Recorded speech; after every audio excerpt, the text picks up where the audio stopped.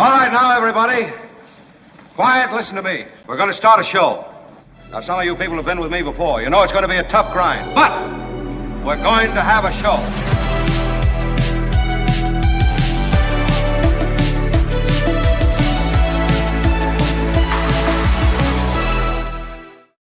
And what up, everybody? What up, what up, what up?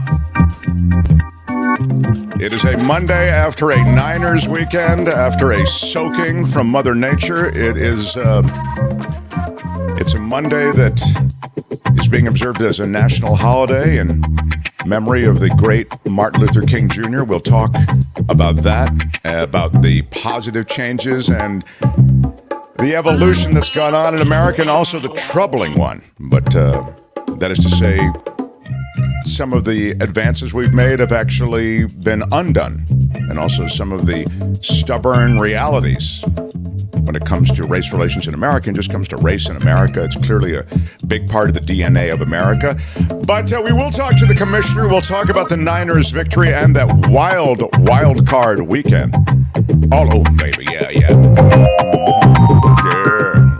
Distorting a little. Tony, I don't care if it's distorting, Tony.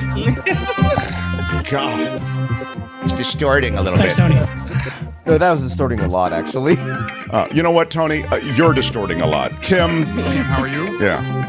Oh, rude. My God. Well, Tony, what angered you? What angered you, Tony? Really? What angered you? Well, Tony, what angered you? The distortion angered you, Tony? Is that what it is? Thanks, Tony. So many. All right. Thank you, everybody, for being here. It is Mark's Murder Mystery Monday. Courtney will be along with something of a murder yarn and mysterious story to tell. We'll get to that. There's a lot going on. TJ Holmes and Amy Roback out at Good Morning America. I know you need a minute. Yeah. Take it. Is Take that some time for surprising? yourself to deal with That's it. not surprising. I told you what I would do. I would not only keep them on, I'd give them an extra hour. That's right. Do you want people to watch your show or not? You're telling me two people on your show, the hosts, are hooking up. All of America's talking about it, and you're taking them off the air? Why are you yelling? It's absurd. But, hey, this is a weird coincidence, too. Who is here, not to talk about this, but a guy who was the guy on Good Morning America for quite some time? How about a warm Mark Thompson show welcome for Spencer Christian? Hey. Yeah. All right. Good to be with Nobody you. was hooking up on Good Morning America when you were there that you knew of? Not that I knew of, no. You had Joan London there. She was quite lovely. She was America's mom. and That's right. America's mom. And Charlie Gibson, a great guy, straight arrow kind of guy. Yeah, that's true. Yeah. David Hartman before that, another. David Hartman. Good morning, Spencer. Yeah, David Hartman. Good morning, America. That show put you in touch with so many people. Oh. You became friends with Jimmy Carter, I know. Yeah. Friends with, apropos of Martin Luther King Day, with Muhammad Ali, who I think took many courageous positions when it came to civil rights. He certainly did. Came back from the 1960 Olympics after having won a gold medal and found out that in his hometown of Louisville, Kentucky, he wasn't a hero. He still couldn't go into the restaurants, the movie theaters, the bathrooms, the water fountains. Oof. I mean, that was the weird thing about even coming back from war. I know Tom Brokaw did that book, The Greatest Generation, and I understood why he called it The Greatest Generation. It was a generation of immense sacrifice. Yeah. And they did beat back fascism, and the world would have looked like a much different place had they not been around the way they were. Yeah. But America was broken, and they came back to insane segregation and racism. That's right. I mean, they were truly a great generation, but I wish many of those returning white soldiers had taken a public stand on behalf of my father and his brothers who fought in the same war and came back home to segregation. They weren't welcome. They couldn't get GI loans. They still couldn't send their kids to the schools of their choice or compete for jobs for another 20 years. Yeah, exactly. Yeah. I'll get to the weather in a minute, but I'm glad we started with this. I feel as though you, Spencer Christian, and I read your book, and we've had conversations around your childhood in the Jim Crow South. Yeah. You are well positioned to talk about America and how we've evolved since then. This ridiculous manifestation of racism that existed, as I say, in your childhood, and then you saw the country transform itself in many ways. Oh, yeah. Through in the 15 years, let's say through the 60s, through about 1970, I'd say. Yeah. As the civil rights movement exploded and did produce serious change. Oh, it really did. I mean, no doubt about it. So in the mid to late 60s, starting with 64, the Civil Rights Bill, and then the Voting Rights Act of 65, and all the legislation and policies that followed from the late 60s into the early 70s that got rid of that system of legalized state-sponsored segregation and discrimination. And you saw the proud, vocal racists like George Wallace and Lester Maddox disappearing from the public scene. And even though a lot of that was replaced by polished politicians like Ronald Reagan, who used dog whistles, buzzwords that said to the bigots, "It's okay, we understand how you feel, but let's go along with this new program." That was sort of okay. And then you had Southern governors like Jimmy Carter, who stood up against the Klan and supported desegregation, and then even more progressive Southern governors like Bill Clinton, and all of a sudden I thought the South was really, moving into the 20th century. Well, it was 20th at that time. And now here we are with, a huge number of elected public officials who aren't using dog whistles. They're using bullhorns, to say, to express their racist views and enforce racist policies, like Governor DeSantis in Florida with his unabashed approach to voter suppression. Yeah, voter suppression. I'd suggest it exists, of course, through Florida. It exists in Georgia, in Texas. They've made it a high art. Taking away the vote from minority communities is something that is being done openly and aggressively in so many of these states. The other thing that I find troubling is the way in which we've been slow to educate. That whole thing about what was it, Kim? It called the call it CRT. Yeah, right. Critical race theory. Right. Thank you. Right. Yeah. So anywhere. It's not being taught anywhere. But B, I don't really. I mean, I've read a lot about it, but I haven't sat through or looked through the syllabus and the actual, lesson plan for what CRT even would be, were it being taught anywhere.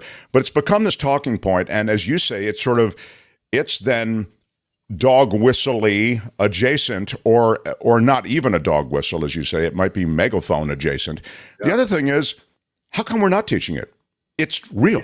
Right. The underpinnings of racism do inform every part of life in America. You don't have to make it the only thing you teach, but I don't understand why it's become this radioactive thing you can't talk about. Oh, critical race theory. We're not even teaching it anywhere. Don't worry. You can still, because is white America still so pearl clutchy?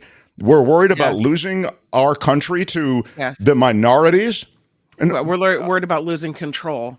And from a mom's perspective about what's being taught in school, it's interesting because you still hear on Columbus Day, they'll come home with, make a picture of a boat or what have you.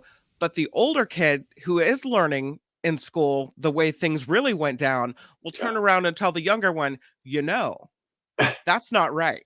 Yeah. That's right. Let me tell you the truth. And for me, that's what critical race theory is. It's just, let's get away from the legend and let's actually get down to the nitty gritty and say, here's how it went down. That's right. That's absolutely right. And when it comes to teaching about race and racism in America, it's not even about erasing a legend. I mean, it's right.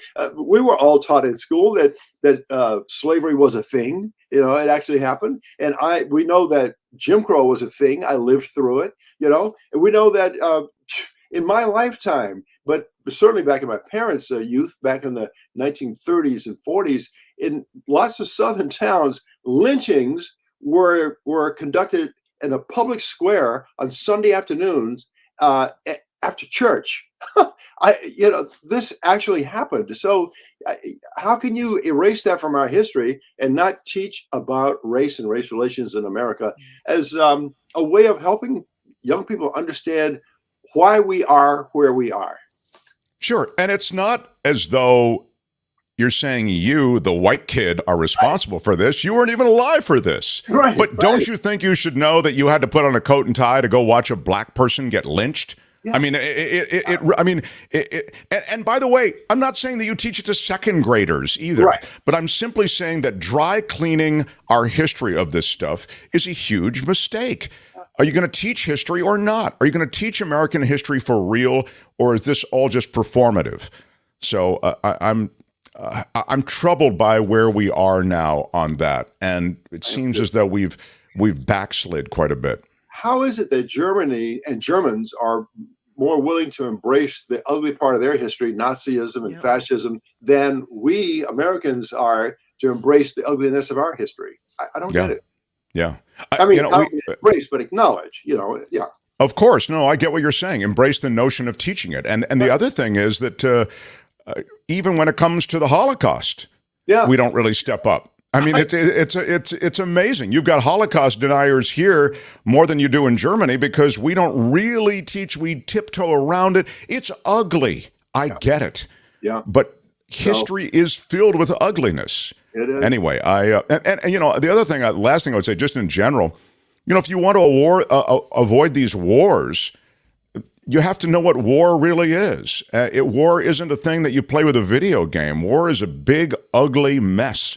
Yeah. And innocent people die, and I think that's another thing. So I would suggest that our educational system has to step up in many ways, and that racism and America's thread of racism, which sadly runs through so much, has just been one more casualty of this desire to kind of, frankly, steamroll what really happened. Yeah. I didn't know that. Just until a couple of years ago, I didn't know what happened in Texas, that they didn't get the word that slavery had been abolished. No one ever taught that to me in school. Yeah. That's the kind of thing I guess when you control the story, you control society or whatever the reason is for not teaching the truth. Yeah. But it makes me angry that I didn't know that. Yeah. So I don't know. I feel like we have a responsibility to make sure that people know the truth. Well, Kim, listen to this. Talking about that, the holiday is called Juneteenth, recognizing that the enslaved people in Texas weren't informed until 2 years after slavery had officially ended. I didn't know that growing up either. And I went to an all-black school in the old segregated South, and we were taught history. It wasn't until I think I was and I heard some of the old people I knew, like grandparents' age, talking about Juneteenth, but I never learned what that was in school till I was a senior in high school, getting ready to go to college. And this is 1965, and all of a sudden I found out what Juneteenth was all about. Yeah. So I'm not surprised that you weren't taught it either. Here I am, middle-aged and not really realizing it until Juneteenth becomes a big deal in the news, and I'm thinking, what's that? Yeah. And then you look back and you think, well, how was that allowed to happen? Same thing. It just frustrates me to no end when I think that there were businesses in your lifetime that you couldn't go into. And how was that ever okay? Yeah. This from the chat, isn't CRT more than just teaching history? CRT is more than what sort of stuff about social justice? I see, it's about social, here it is. I teach upper elementary and middle school, says Lori. CRT is not a thing. We teach history. Right. Some teachers like me add stuff about social justice. Yeah.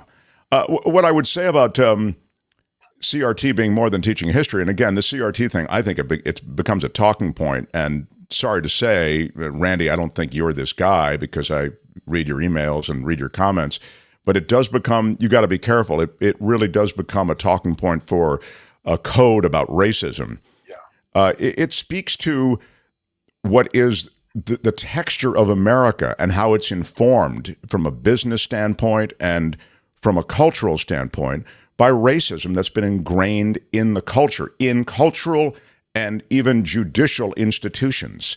And so that's a broad stroke at it, but that's my basic understanding. I don't see why that's a bad thing.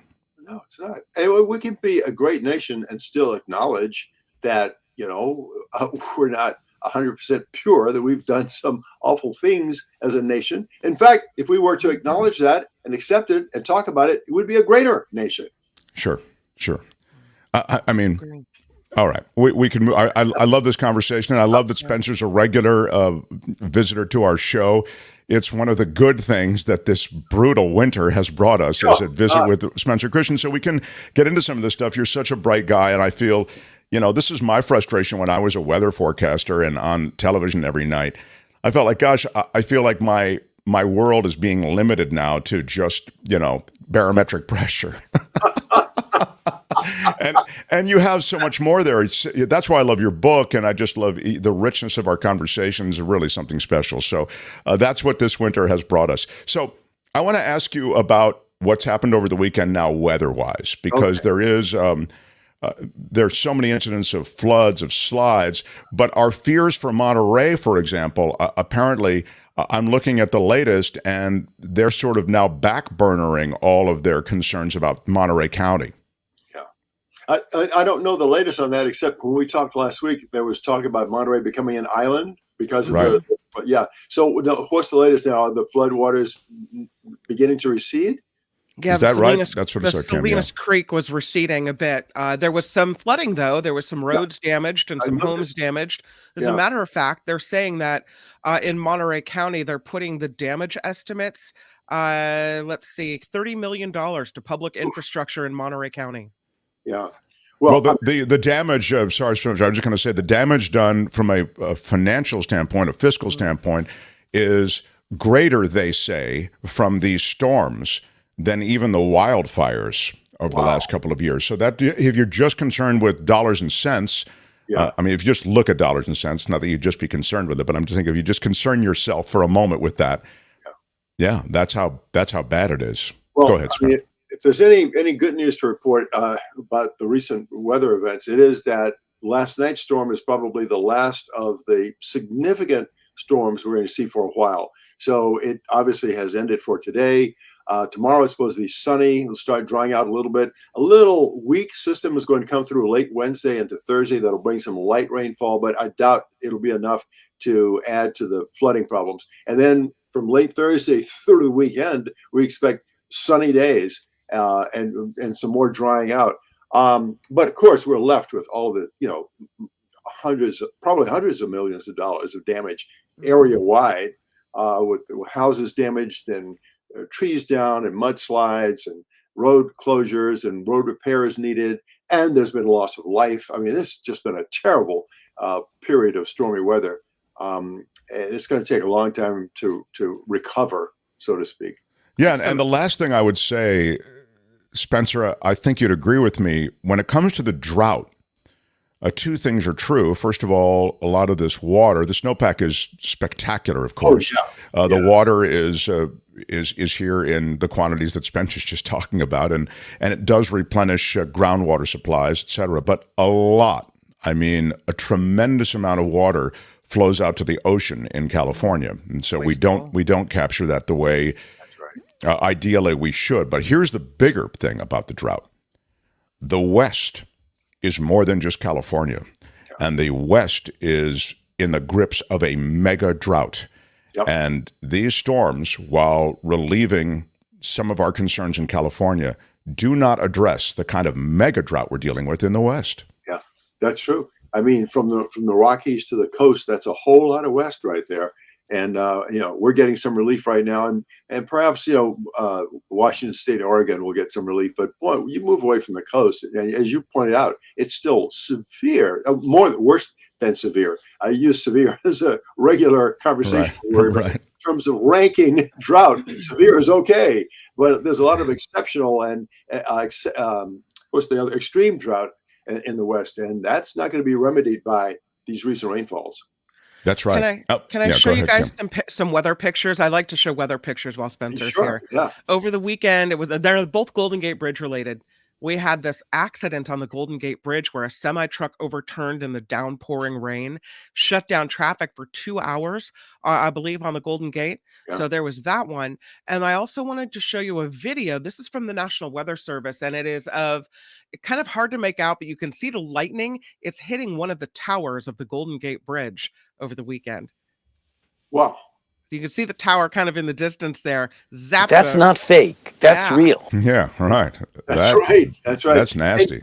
Did you guys see the video over the weekend? I think it was from SoCal, of that portion of highway that just slid down the hillside. It was, not a freeway, but it was, a major roadway. And because the ground was so saturated, you could see first in the video, you could see this crack, this big crevice in the highway. Then all of a sudden you could see the huge portion of the highway slowly shifting, and then right downhill. So scary stuff. And you made the point in our last 30 seconds with Spencer Christian. You made the point, I thought it was such a good one, that after the rain stops, there can still be soil movement. There still will be soil movement. There still will be slides. Yeah. So this is a tricky period regardless of whether it is raining or has stopped raining. That's right. And the threat of those sludge will be with us for probably weeks, 2 or 3 weeks, or longer. And so just be prepared for more of this. Be careful. Don't spend a lot of time around these hillside areas right now until we kind of feel that everything is stabilized. Spencer, love talking to you. Thank you so much for your thoughts and reflections on where we are this Martin Luther King Jr. Day. Yes. And we'll look forward to talking to you later this week. Thank you, my friend. Spencer Christian, everybody. Yeah. Right on. The Mark Thompson Show. I was just going to mention, I know we're a little bit late. Thank you for, first of all, I should just want to acknowledge everybody who's joined us on this Martin Luther King Day. It's a live show, and a lot of shows take the day off, and a lot of people have the day off. Appreciate you joining us. We love this community of people. I know we don't always we disagree about certain things. We don't always agree on things, but it's very cool that we're all here together. So thank you very much for joining us. Hit the like button if you would. Smash it like a boss. And with your iron rod. Is that breaking up, Tony? Is that distorting? Smash it with your iron rod. It's a bit low, but that's fine. Oh, it's low now. Smash it with your iron rod. Can't win with this guy. It's low. It's high. Why are you yelling? Thanks, Tony.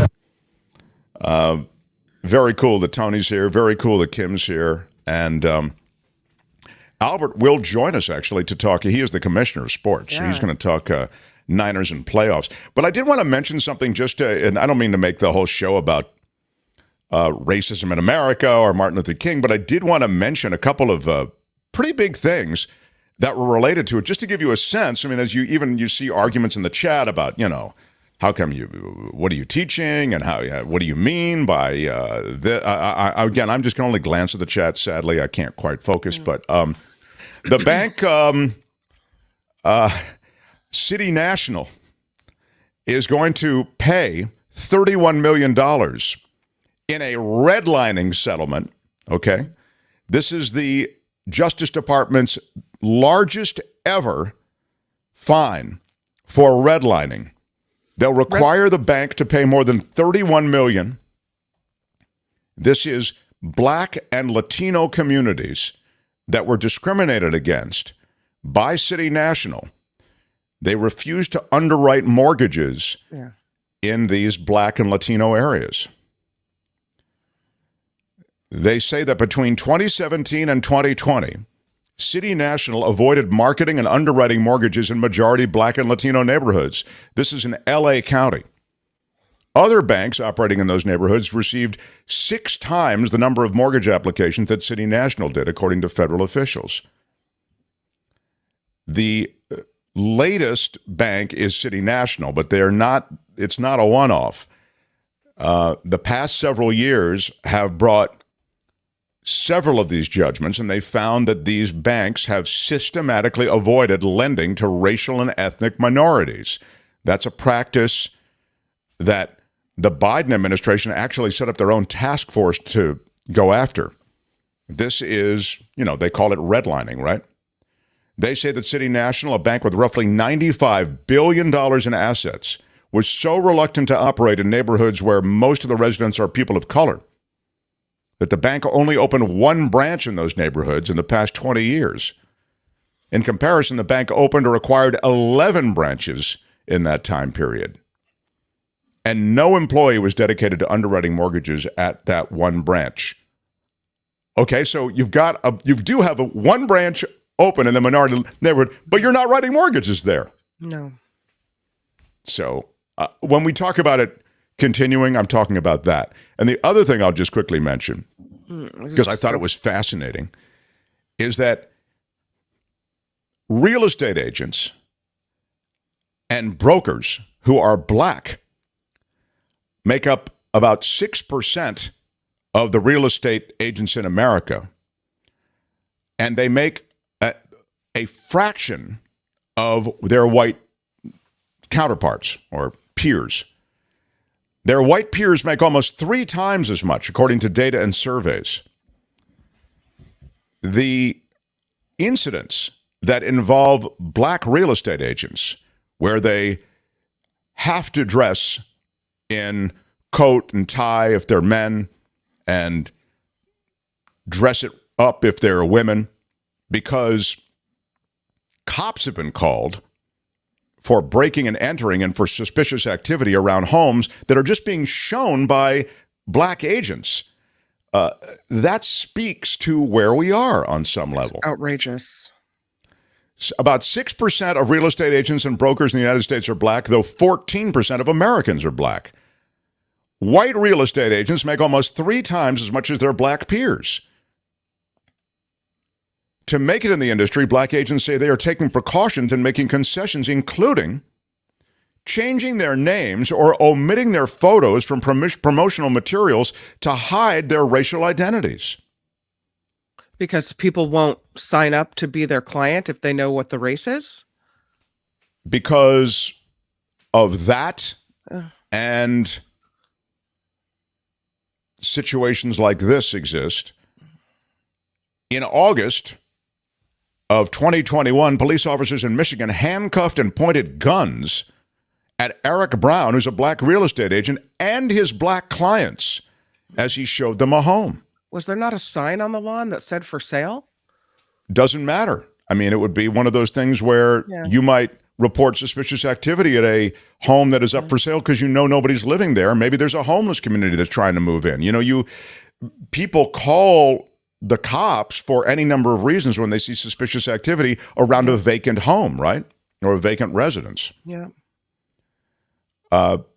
This does occur. It is happening.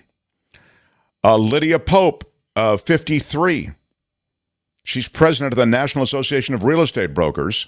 They were founded in 1947 as an alternative for black agents who are included, or I should say excluded, from this National Association of Real Estate Agents. She said she had a listing in a majority white neighborhood, and this is the last thing, then we'll go to Kim's News. She had a listing in a majority white neighborhood. Police cars started surrounding the whole area as she was showing the listing to her client. When she asked the police what was happening, they told her they had a report of a break-in. She said, I showed them the computer, the information on my phone. I showed them the work order that I had. I showed them my business card, my license, everything. And they still ran my plate. That situation resolved peacefully, but it's still upsetting.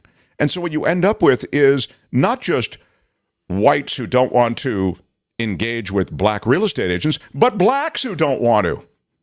They feel as though they have a better shot with a white person because there'll just be less hassle. It's this MLK Day, I just point out that to say, hey, there is stuff out there that continues in a big way. So when we come back, it is Kim's News first, and then we do some murder mystery work. It's Mark's Murder Mystery Monday. Still on tap is a discussion of the Niners, who I thought they looked so impressive in the second half. First half was a scare. Come on. And if you watch football at all, There was some serious second half play. How about that Jaguars game? I mean, that was crazy. They were down 27-0. That game was over. First half, the quarterback threw 4 interceptions. You're thinking there's just, this is unreal. Why are you yelling? It's over. And they were a team that was trending the other way. They were getting hotter, and yet they looked, moribund. They looked absolutely DOA in the first half. Moribund is a D. Yeah. Girl, you just woo. Yeah, the ding word, though, is what I'm looking at. Girl, you just woo. Oh, I've lost my ding? Have I lost my ding? That's a drop. There you go. All right. Much to do. Smash the like button like a boss. Thanks for joining us on this Martin Luther King Day. And Kim's news next with her big, bold intro. Mark Thompson Show. The Mark Thompson Show.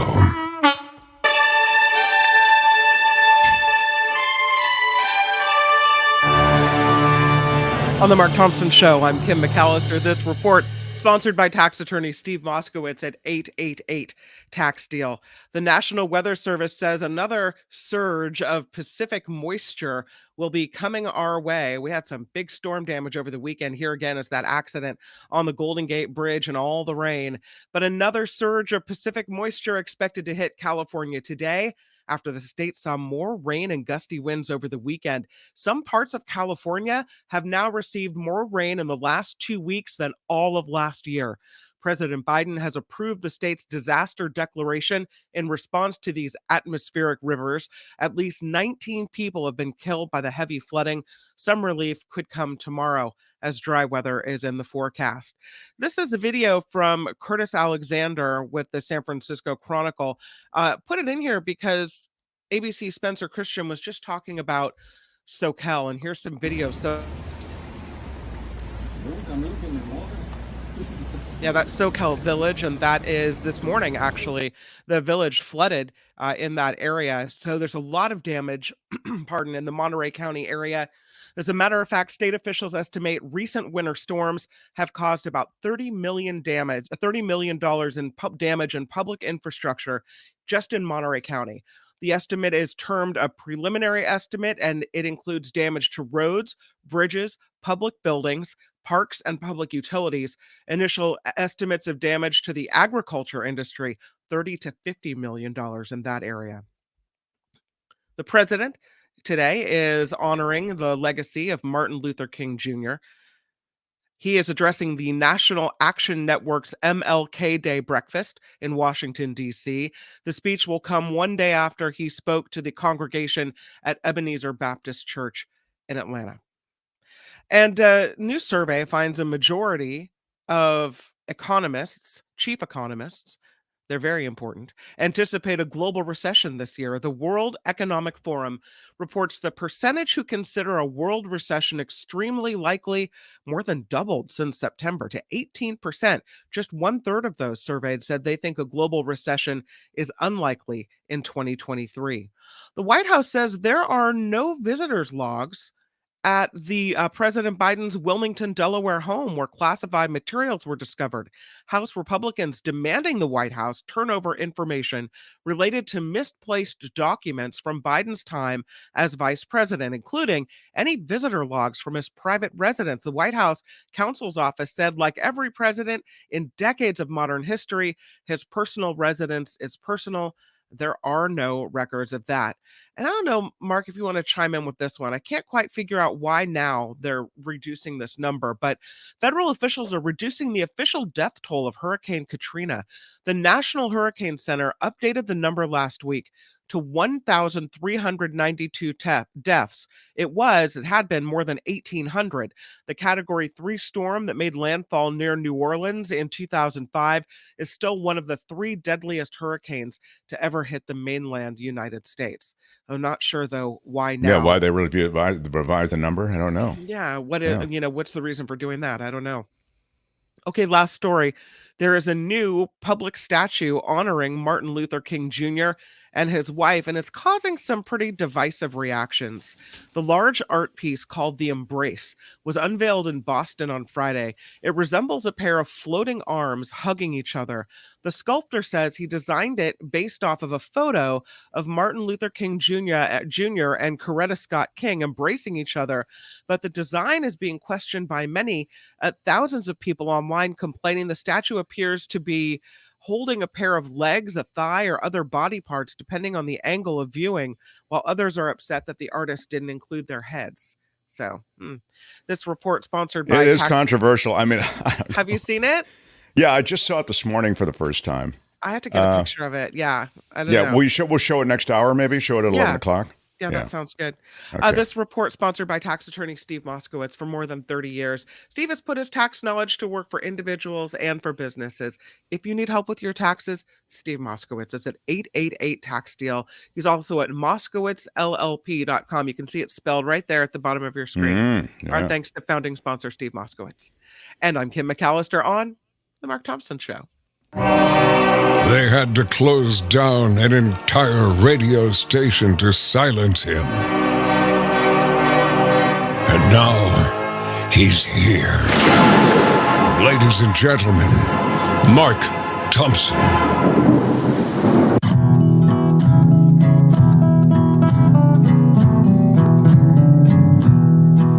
The Mark Thompson Show. Thompson.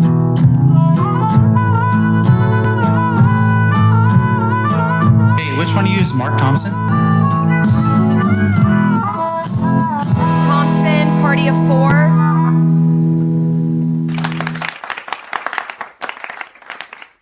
What up, what up, what up? It is Martin Luther King Day, holiday for many. We are here, live show, everybody. Come on. That smattering of recorded applause reminds me that I am in love with everyone who has found us today. You can buy my love, as you're aware. Yeah, super stickers and super chats, also a good way. Yeah, your love comes cheap, but your tears do not. No, I know. Well, I actually am a big crier. I'm very emotional. I'm very. People call me those who know me call me an empath. Very empathic. Yes, but I'm not gonna cry. I'm not gonna cry. I will get back to super stickers and super chats. You can leave them if you're watching live. If you're on delay, you're watching in replay, which is a really cool way to watch as well. If you feel moved by anything you've seen today or just want to throw in it to help keep us on the air, there's a heart with a $sign. Click that and you can leave us a... otherwise, just hit us with a thumbs up. Smash it with your iron rod. Yeah, smash it with your iron rod. Hit that thumbs up, kid. Helps me in the logarithms of YouTube. The whole logarithmic magic. On Mondays, we do something that we... Oh, here it is. Good. I just was looking... For a moment, I was distracted looking for the open. We do something that works with the existing, shall we say, avocation, which is a ding word, I suppose, that Courtney has, my other half. And that is, she follows the world of true crime and murder mystery, and she is steeped in it, books on it, podcasts on it, articles. She heavily researches this segment, and this segment is Mark's Murder Mystery Monday. Welcome to Mark's Murder Mystery Monday.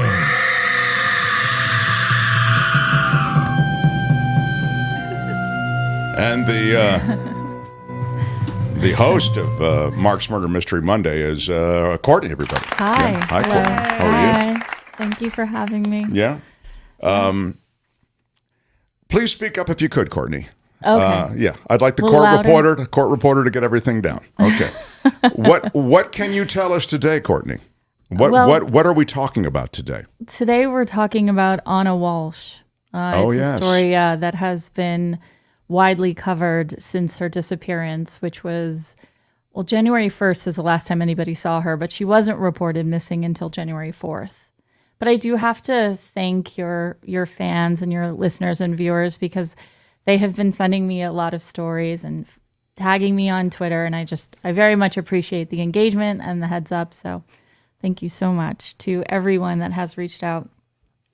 And for this story, I like to quote my sources, or at least give my sources, because I get a lot of information from different places. You always do this. You give your sources. That. Yeah, I seldom hear this or see this elsewhere. People just go with information, but you always cite your sources exactly. It's almost like you're. Mark, I'm nothing if not professional. It's almost like you're presenting a PhD thesis or something. But go ahead. You're right. Okay. So several local news stations in Boston, the New York Post, the Daily Mail, 10 to Life is a great podcast that I listen to. She's fantastic. Going West and Love, Marry, Kill are also two other podcasts that helped me in my research for this story. So on January... Please don't mention other podcasts when you're on this podcast. Don't talk to me that way. Yeah. It's just not... like cheating. Yeah. Anyway, okay. Go ahead. But there are other podcasts. forms of they're information, okay. that you could potentially listen to. So on January 1st of this year, Anna Walsh was supposed to leave for a trip to Washington, D.C. Now, Anna lived just outside of Boston in Cohasset, Massachusetts, but she worked for Tishman Speyer, which is a real estate brokerage. She worked for them in Washington, D.C. That's her home in Massachusetts? Yeah, that's her home in Massachusetts. Wow. So she was from money. I wouldn't say that, actually. She's Okay. she is Serbian. Okay. She studied in Serbia. And actually, she came to the U.S. and studied at Cornell for hospitality. And now the Nolan School of Hospitality at Cornell is the #1 hospitality school in the world. Cornell's a Ivy League school. Yeah, okay. So, but she's a 39. Now, it's funny. It's strange because I've heard her quoted as being anywhere from 37 to 39. But I'm going to use 39. So she's a 39-year-old mother of 3. And she was apparently called away for a work emergency, which she was going to leave for Washington, D.C. on January 1st. And it was alleged that a rideshare was going to pick her up in the early morning hours of January 1st and take her to a flight, but a rideshare was never called and never came, and she never boarded a flight. Well, who was alleging that a rideshare was called to begin with? It was all from her husband. And her work, Tishman Speyer, did not confirm a work emergency. So unclear where this story came from, but this is what was alleged. She and her husband had actually held a New Year's Eve dinner and small event the night before at their house. This is the couple who were married in Serbia, actually, in I think 2015. They look so happy. I can't imagine anything going sideways. Well, I'd say there was maybe a couple red flags even before this picture. Oh, really? Okay, go ahead. Keep talking. Yeah. So on January 1st, Brian leaves the house and he goes to see his mom, and then he goes to CVS, and he also goes, I think, to Whole Foods, but he doesn't take his phone. He's like running all these errands on January 1st, doesn't take his phone, but and he doesn't have receipts for anything that he does on January 1st. But this is what he alleges to the cops that he did on January 1st. Now, Brian Walsh is a 47-year-old stay-at-home dad, partially because he's wearing an ankle monitor. You might say. He was convicted for art fraud. So he sold fake. If you go actually to the last couple of slides, you'll see. He sold fake Andy Warhols. So that's illegal now. You can't sell the fake ones.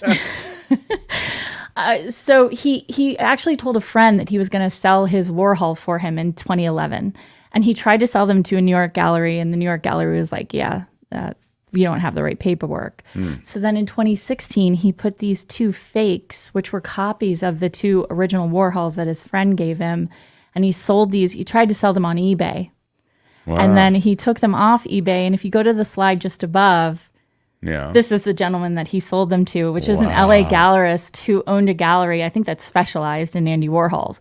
And it's strange because he bought them off eBay for $80,000 and never really checked to make sure that they had the right provenance or whatever. Yeah, from the Warhol Foundation. Right. And then this is going to be a big surprise, but when they opened up the frame to make sure they were legitimate, they weren't. All right.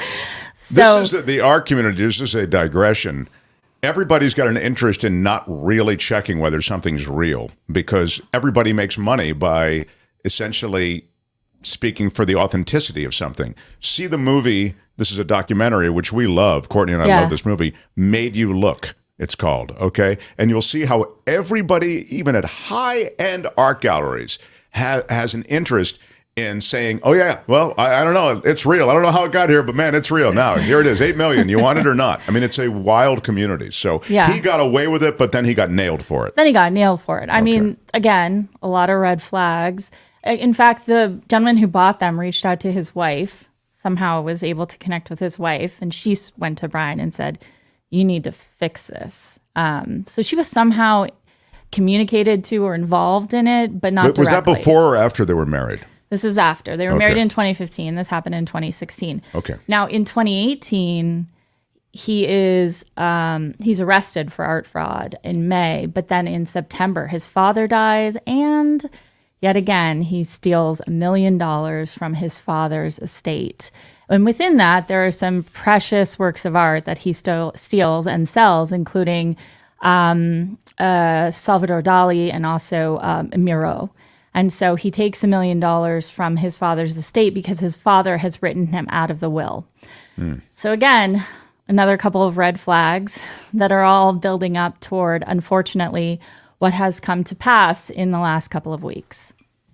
So on January 2nd, there is a picture in the slides. Brian responds to a text message that he had received the day before, basically saying, I lost my phone and my little boy just found it. Now, again, as I mentioned, they have 3 young boys, Anna and Brian. And many say that this is him trying to say that he didn't have his phone on the day of like sort of his wife's disappearance, where he's running errands around his mother's house. And on this day, he goes to Home Depot and he buys $450 worth of cleaning supplies while wearing surgical gloves and a mask. And in the cleaning supplies are included tape, tarps, and I think bleach or something else. So I do think suspicious. Exactly. If someone's in line buying all that in cash, wearing a mask and gloves, maybe you pull them aside. It's probably not a good look. Right. He had also, in the days before his wife's appearance, Googled how to dispose of a 115-pound white woman's body. What? Yeah, it's very specific. Do people not know their search history is going to be checked? I know. Right. Ooh, it's a wild idea, but it just might work. Also, not surprising, his wife weighs 115 pounds. Yeah.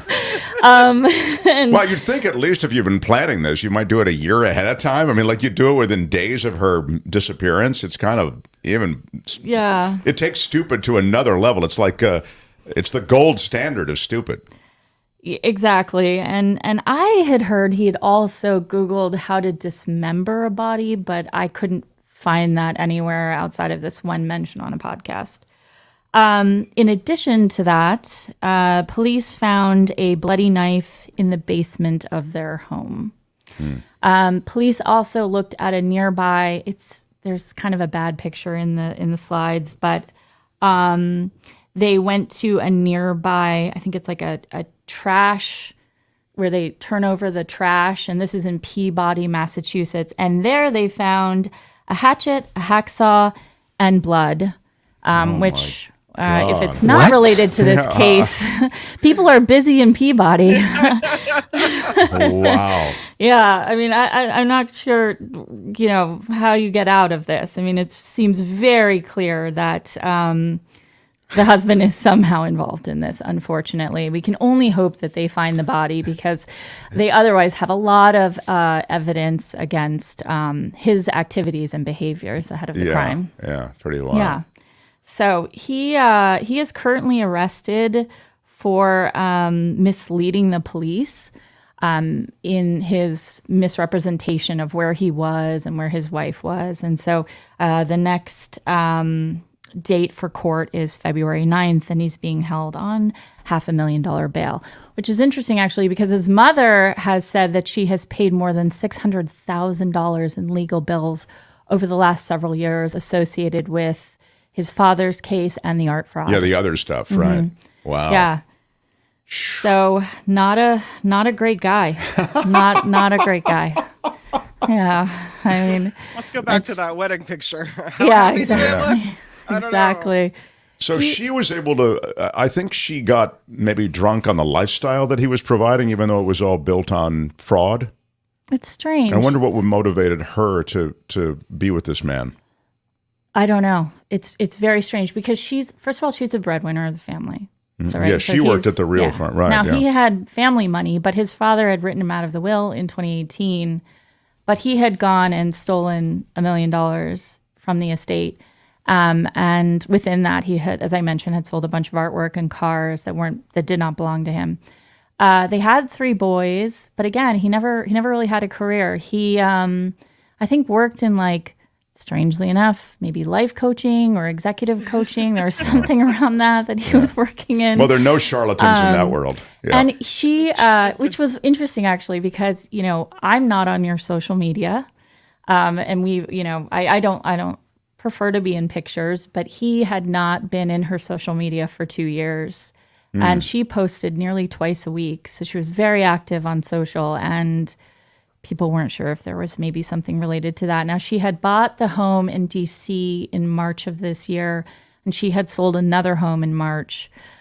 So people believe that she was trying to move the family down there. She had mentioned several times her sons, but it's unclear if Brian was coming or maybe just the boys. So she might have actually been setting the table to get out. Yeah. I mean, and I don't think anyone would blame her otherwise. Yeah. So, Courtney, this has sad.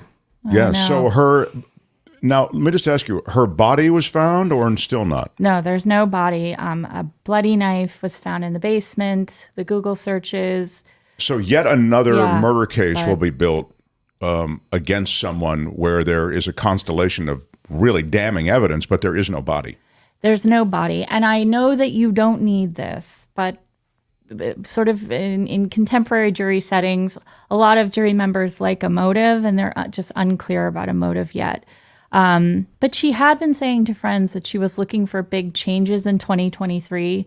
Now, she had bought the home, as I mentioned, in March. She had just sold an apartment on December 29th that she owned in Massachusetts. So she was getting rid of some of her illiquid assets. So who's to say that, as we just mentioned, she wasn't planning to move to DC with her sons. But I think that we can only hope that justice is served, a body is found, and that it's not sort of, I hate to say like coincidental, but evidence that isn't clearly directed or connected to the unfortunate murder of this woman. Sure.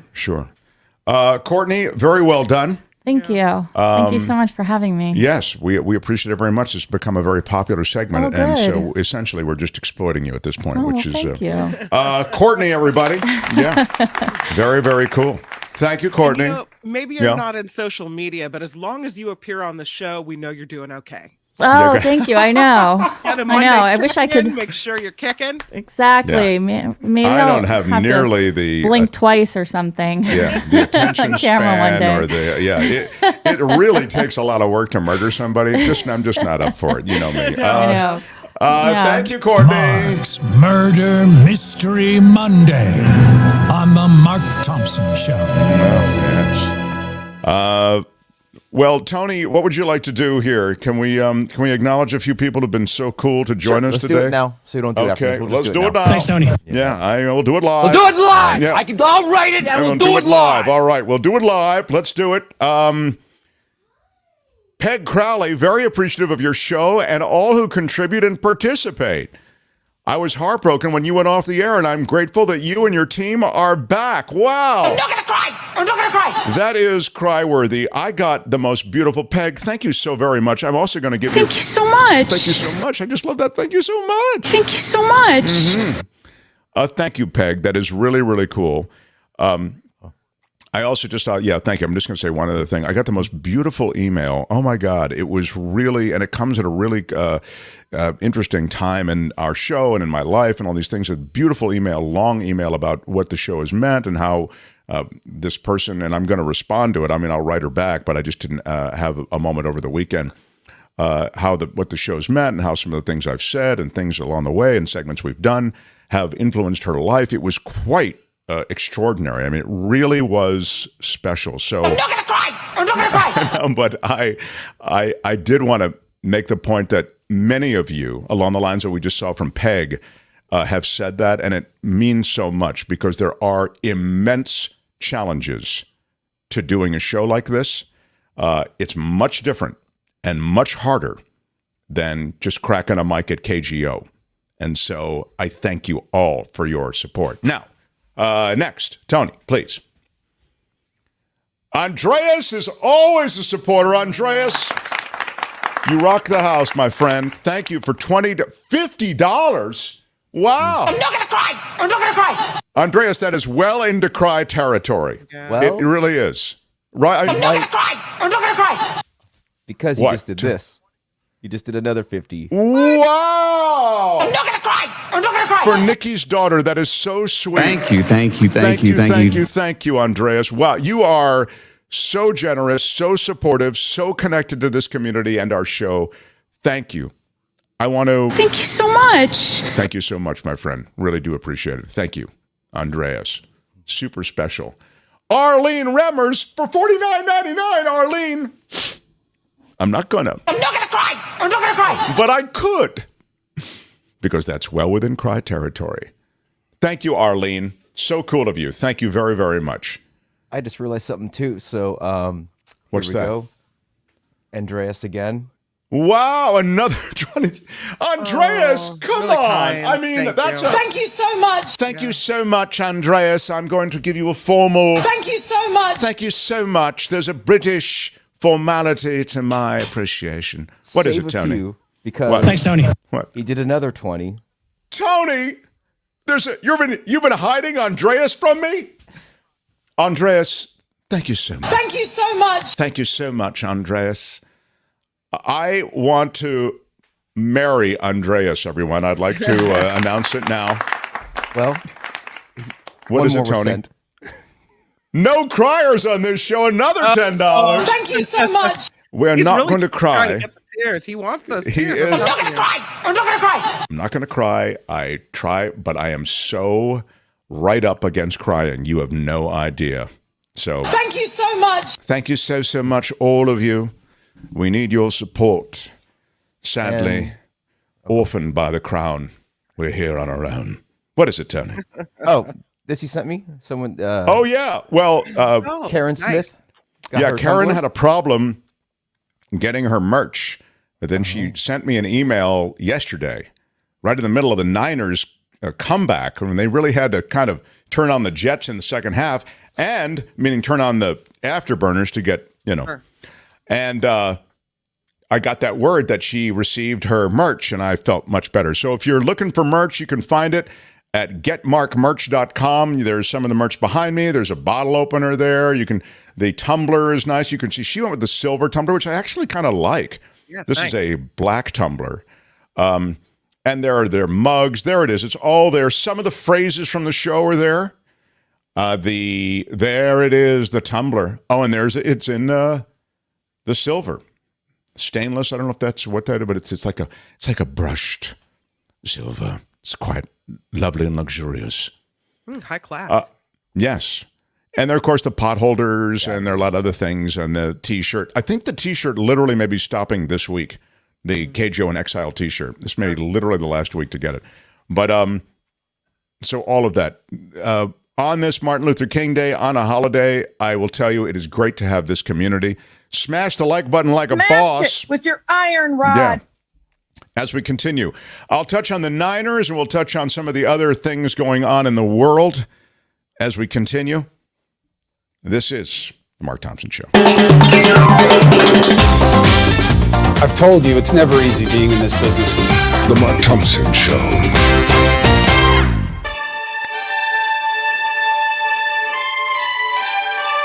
Someone was saying it sounds medieval, like a medieval. It does sound. It's a work in progress, but we love the clarion call to attention that Kim's News gets. So I find it filled with power, and I'll take that power and wield it on the Mark Thompson Show. This report sponsored by tax attorney Steve Moskowitz at 888 Tax Deal. Kim, how are you? We're talking about, I'm fine, thank you very much, Mr. Ashley. Talking about the Embrace. I have a picture for you now. Here's what it looks like. Oh, yeah. This is the picture of the Embrace, which is this statue causing all kinds of trouble. It was supposed to be a portion of a picture of an embrace between Martin Luther King Jr. and Coretta Scott King. A lot of people are complaining that it looks like hands on legs. Apparently, this thing cost $10 million to put up. So it wasn't cheap. It's not a cheap embrace, but that's how it looks. So I just wanted to share that with you. It's different, right? I don't know. What do you think? I mean, it's a stylized look at at I guess you could say love, a hug. Where is it? Philadelphia, I believe. The Martin Luther King Memorial in Washington, D.C. is far more traditional. So you see, I think, a bust of Martin Luther King. I've been there several times. You'd think I'd remember it more, but I remember the bust. Yeah. This is more avant-garde, right? Yeah. It's in, it's perfectly, they say, positioned perfectly within the 1965 Freedom Plaza. Is where it's located. Okay, so yeah, well, it's in Boston. My bad. It's in Boston. There were 122 applications for art to go here, and this is the one that was selected. I'll tell you one thing about controversy in memorials. The Vietnam Memorial in Washington, D.C. was one of the most controversial memorials to ever be erected anywhere. Why? Names on a beautiful piece of granite, right? It's names on granite, as Kim has said, and it is also done chronologically so that you have a sense of the war itself and the toll that the war took. And you can see people who served together and who lost their lives together. And it's powerful. Just talking about it chokes me up.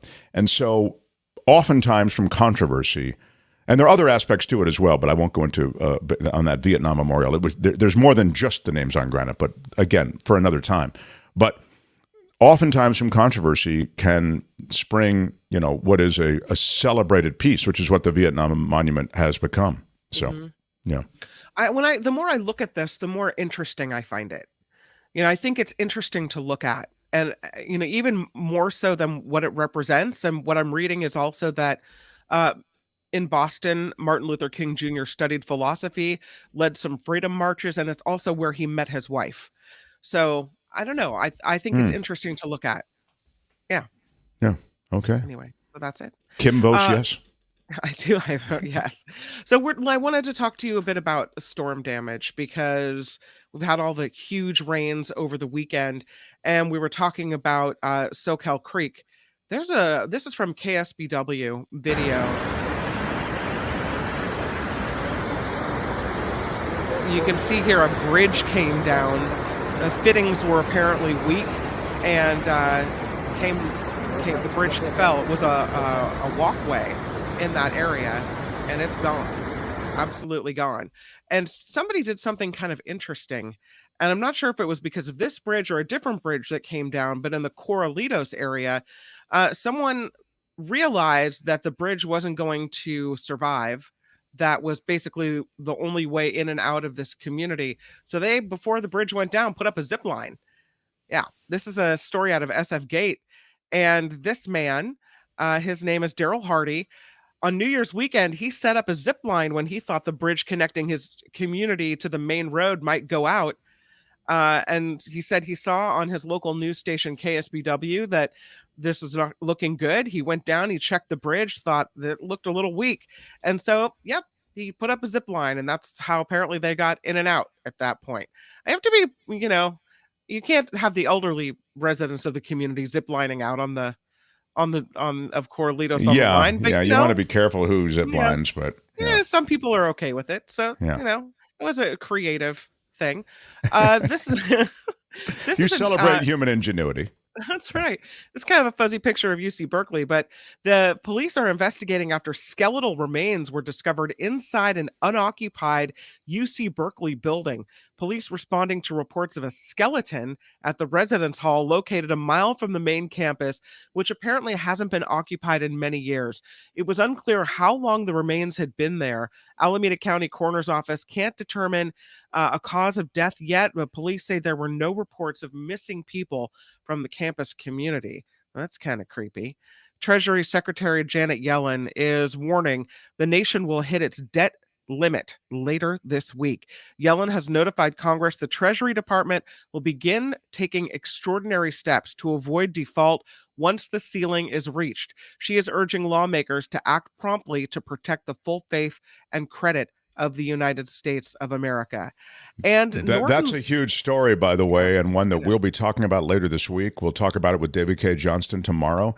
This is a high wire act that Republicans in Congress are doing in particular, and it will get them more donations. That is to say, they can play the political benefit, and they will get more into their political coffers as a result. They'll get more support, financial support. But it really does represent a serious threat to this country's fiscal health. Well, we'll see them fight about it. We'll see people wrangling to get what they want in order to vote for it. But just as an American, you wonder why do we have to keep raising the debt ceiling? Why don't we do something about our debt so that we don't have to keep going here? Yeah, again, we'll talk to David K. Johnston about this, but there are a lot of moving parts, and it's kept this way, as usual. If it doesn't make sense, it's about money. It's kept this way for political reasons as well. So, LifeLock. Unfortunately, Norton LifeLock says hackers breached thousands of its customers' accounts over the last few weeks. Norton's parent company, Gen Digital, said in the notice to customers, the breach may have exposed their names, phone numbers, and mailing addresses. Wait a minute. Don't you use LifeLock so that doesn't happen? That is just outrageous. I mean, that's supposed to protect your identity, right? Aren't they supposed to protect you from identity theft? Yeah, it's absolutely outrageous. And, it's funny. My mother, as you know, has been the victim of these fraud schemes. And so we recommended LifeLock. Mm-hmm. And I think we even bought her LifeLock. And there it is. It's just like opening the door to fraudsters. It's brutal. And there ought to be, I hate to say it, but there ought to be a serious lawsuit associated with it. Can't trust You've anybody. got to make these companies pay for misrepresenting the security with which they're going to treat our information. Ticket sales booming for the NFL. Sports Business Journal reporting regular season attendance shot up to a 6-year high in 2022. Games saw an average crowd size of nearly 69,500 fans as attendance surpassed pre-pandemic levels. And we'll end it on a bit of an environmental story with these nice ladies. Look at those ladies. They are marine scientists training in Florida to row 3,000 miles across the Atlantic Ocean. There's 4 women, only 3 of them pictured here. They call themselves Salty Science. They're planning to compete in the 2023 Atlantic Challenge later this year, which is part of an effort to raise awareness and money for ocean conservation. They'll launch off the coast of the northwestern Africa in early December and row 12 hours a day, hopefully to cross the Atlantic in 45 days. Again, part of an effort to raise awareness and money for ocean conservation. This report sponsored by tax attorney Steve Moskowitz. For more than 30 years, Steve has put his tax knowledge to work for individuals and for businesses. So if you need help with your taxes, it's Steve Moskowitz at 888-TAX-DEAL or moskowitzllp.com. I'm Kim McAllister on The Mark Thompson Show.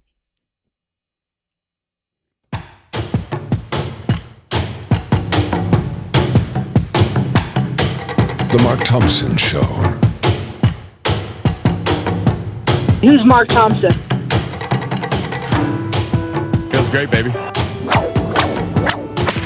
Let me kick down the door and talk to my cheap sons and daughters.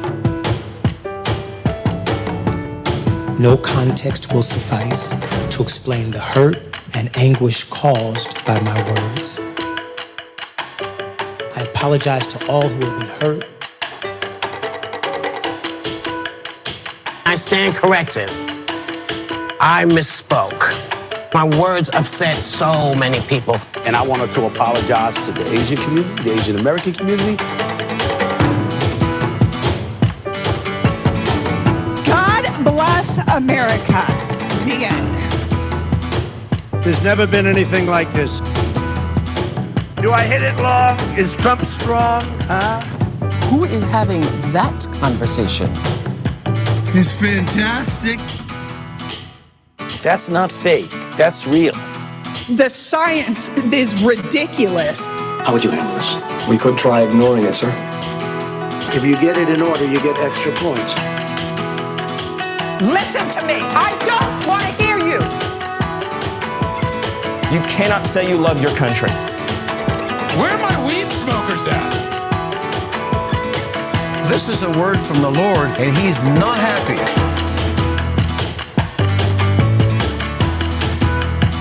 There is no defense for my conduct. It was wrong, it was stupid, and I'm trying to be a better person. Don't ever use that word. You get nothing. What's a guilty pleasure you have? Seriously, what the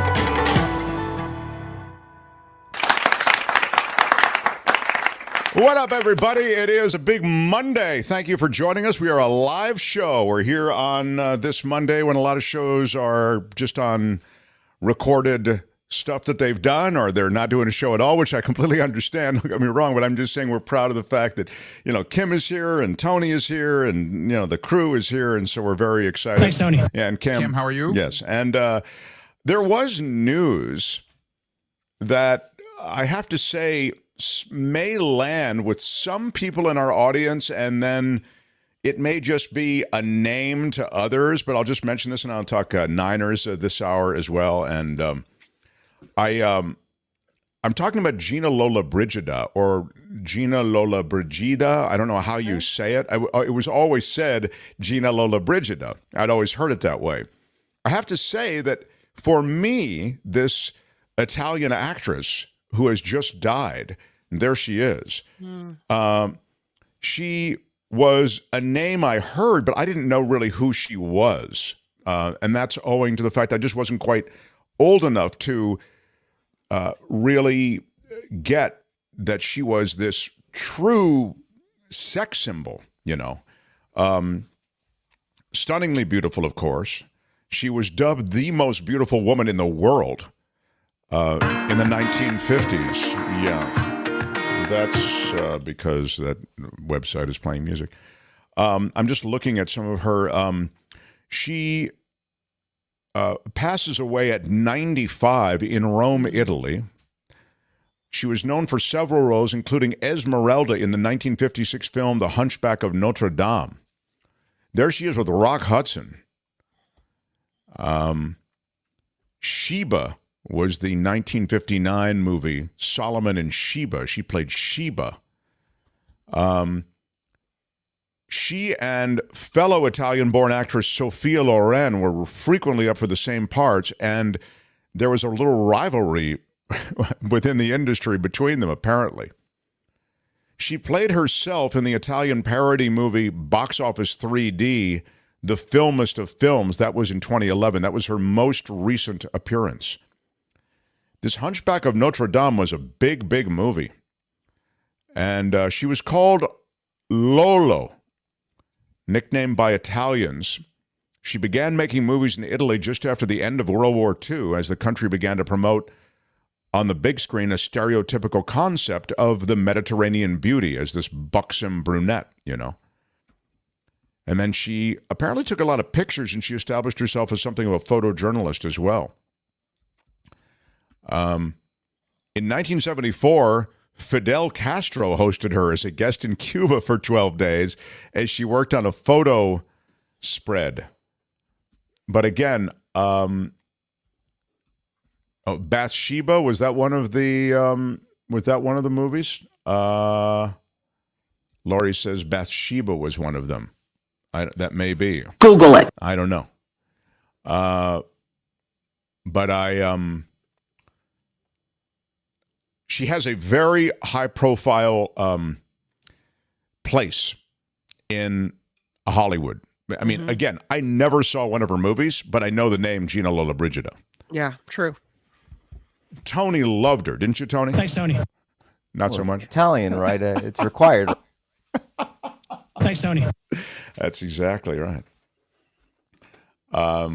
She was up there with Sophia Loren, says Neiman. Yeah, look how gorgeous she is. I mean, really stunning for a movie actress. I mean, again.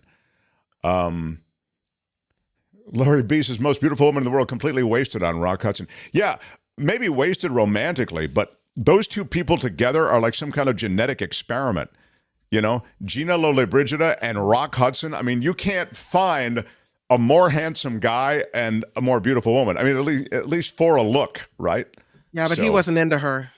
No, I get it. I get it, everybody. I get that Rock Hudson was gay, everyone. Why are you yelling? I mean, it just goes, you could be Gina Lollobrigida and he still wasn't having it. Well, it's right.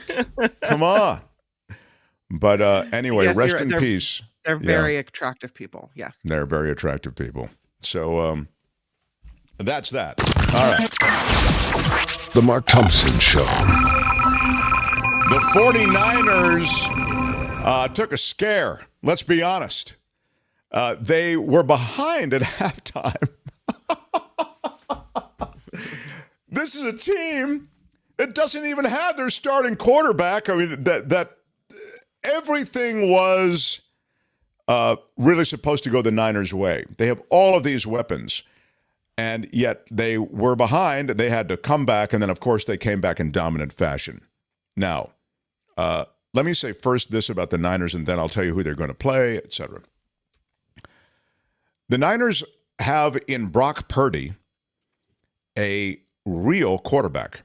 You can say what you want, and there's this, what will we do if Brock Purdy is healthy for Super Bowl, if the Niners go that far, and you also have Jimmy Garoppolo who's healthy.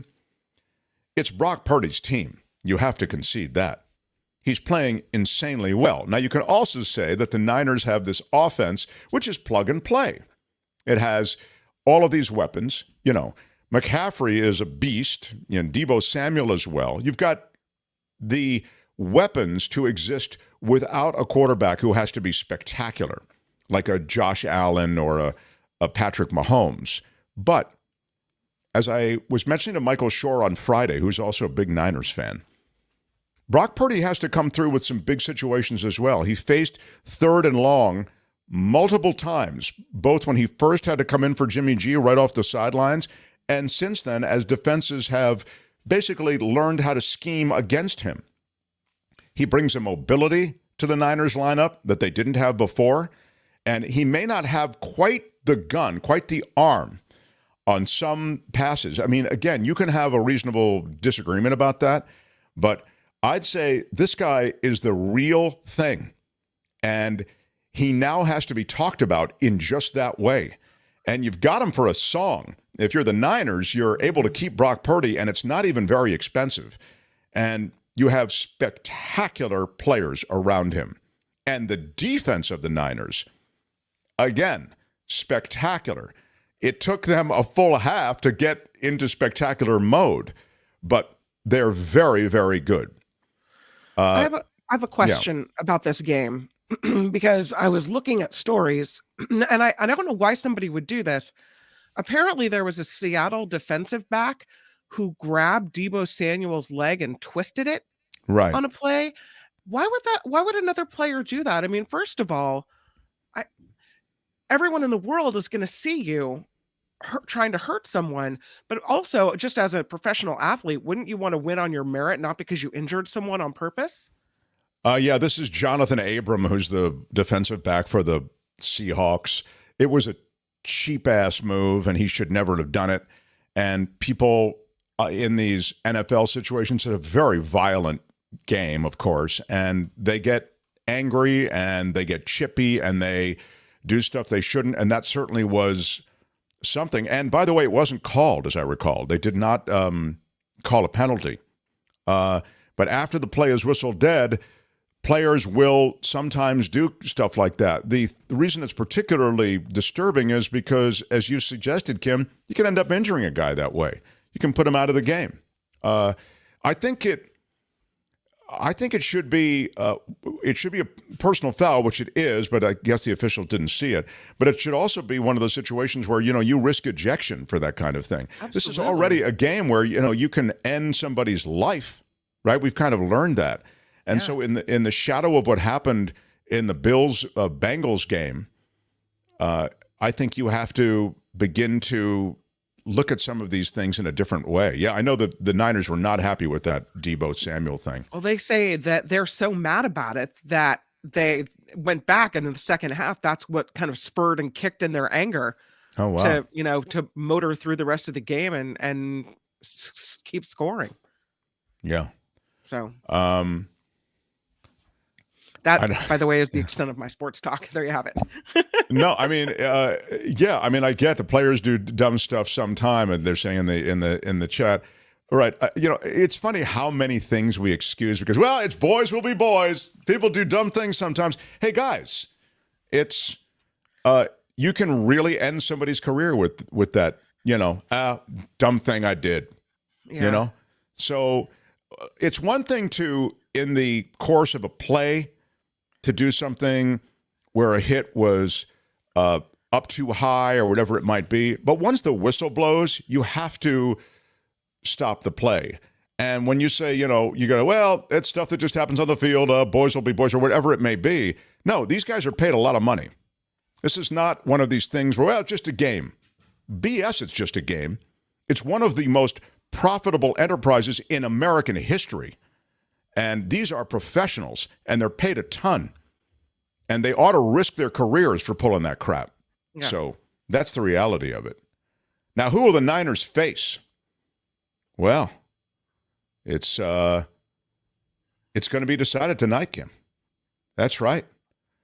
The Niners, I believe their next game will be at Levi Stadium. Okay. But who they face is decided tonight. They'll host the winner of tonight's game. Okay. Dallas and Tampa Bay with that handsome Tom Brady. Oh, my God, yes. He's going to truck that 40s handsome out onto the field. Handsome he is. Yeah. And now available, apparently. Did you see the sign that went viral? What? Yes, no, it's true. Yeah. No more Giselle. Go ahead. The Brock Purdy sign. So you kind of have to, it's kind of vulgar when you figure it out, but. Oh, I love it. They're not calling him a chicken. Big Brock, other word, they say. Yeah. Big blank Brock. So big, other word for hen or rooster, rather. Big rooster Brock, right? In reference to his size of his manhood. Yeah, I got it, Kim. Okay, jeez, I don't need to have it explained. But that doesn't mean that it's a good thing. I don't know why you need to explain it. Apparently, Fox is, in a bit of hot water for airing this because it's, it's intention that you so adeptly picked up. Yes. And so it's gone viral and whatnot. Well, it's my bad. I'm sorry. All right, get Whoopi out to. I stand corrected. There you go. Whoopi can do the apology, but I always told you that Brock Purdy. Yeah. And I've just explained. I did my little riff on how good I think he is. Yeah. He's got the worst last name that a football player can have, but he has the best first name that a football player can have. So. The two push. I mean, Brock is the best first name you can have. Look, Rock is in the first name. I mean, the word rock is in the first name. When you're a ball player, that's the best. So apparently I'm loving Brock. Why are you yelling? Yeah. It's all about the package, apparently. Yes, I get it. So anyway, the Niners will host the winner. What am I supposed to do? It's Kim, how are you? Yeah, she is. She's turned on by even the very notion. Kim, how are you? Yeah, okay. I show the sign, and now it's. I'm done here. Yes, okay. What he's got going here is a situation. Exactly. There is a situation. All right. So tonight, the winner of the Dallas-Tampa Bay game will play the Niners, and they'll come to the Bay Area. The San Francisco is the second seed in the NFC, you know. The deal tonight is you've got Tampa Bay and Dallas. Dallas has a much better record than Tampa Bay, but this is one of those weekends where we saw all kinds of stuff. I mean, I think that Chargers game was one of the most remarkable things I'd ever seen. It was 27-0. Okay? 27-0. The Chargers were ahead. Yeah. And they lost the game. And I couldn't believe it. And Jacksonville, I thought, would win the game, but I didn't think they'd win that way. And once they were down 27-0, I thought for sure they'd lose. Hey, Sandy girl, Chargers are still going to be the Chargers. They're going to do what they do. Yeah, and Tony's not wrong. There's sort of this view that the Chargers, this is what they do. They give up leads, they make critical mistakes, and, you know. So it's Thanks, Tony. 4 interceptions. 4. Yeah. It's still lost. Yeah, I mean, in the first half. I mean, I think in their first 3 possessions, he threw interceptions on each one of those possessions, I believe. So the Bills also blew a 17-point lead. They just got away from a Miami team. They really had a fill-in quarterback. They didn't have this guy, Tua Tagovailoa. Did I blow the, you know, Tua? They didn't have Tua. I would just call him Tua. And, but that fill-in quarterback, Thompson, was terrific, I have to say. And it's against my Buffalo Bills. I thought Thompson was spectacular. I mean, and the story behind his dad driving 15 hours to see the game, and his son played very well. This is against a defense that is a vaunted defense. I think the Bills got to get their act together, man. This high wire act that they do, it's a very different offense than the one that the Niners have. The Niners have that plug and play thing that I talk about, but the Bills, you have Josh Allen, he's walking the high wire all the time, and when you walk the high wire, you can fall off, and he takes a lot of chances. So anyway, no lead is safe, and there's a lot of drama in the NFL. So congratulations to the Niners, and as I say, the winner of tonight's Cowboys-Bucks game will come to Levi, and we'll see that game in the Bay Area. So, yeah. The Mark Thompson Show.